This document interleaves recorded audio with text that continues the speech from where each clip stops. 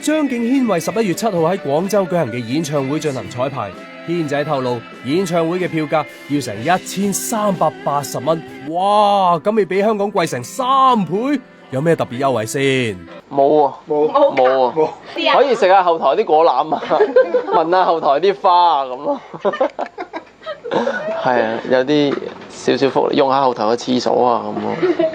其實咧，我到而家都唔係好理解，即係內地，因為而家個風氣係咁啊，即係唔單止係我一個，係同埋我又唔係快人啊，好多即係由幾年前佢哋已經一開票房，個票房嘅公司已經將個 show fee 定到係咁。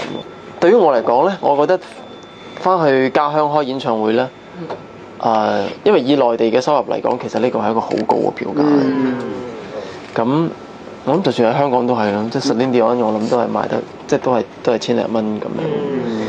咁所以我就喺度諗，我唯一因為主辦嘅決定咧，已經超越咗我可以控制嘅範圍，因為得人哋即係我都係受聘嘅其實。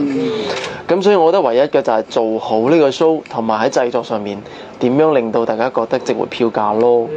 咁今次就我覺得呢個 show 係好睇過香港，即係我哋呢幾日一路睇翻，我哋有啲 rehearsal 啊，同埋我哋新加咗一啲科技上面嘅嘢啦。咁喺視覺上面係真係好睇過香港嗰場嘅。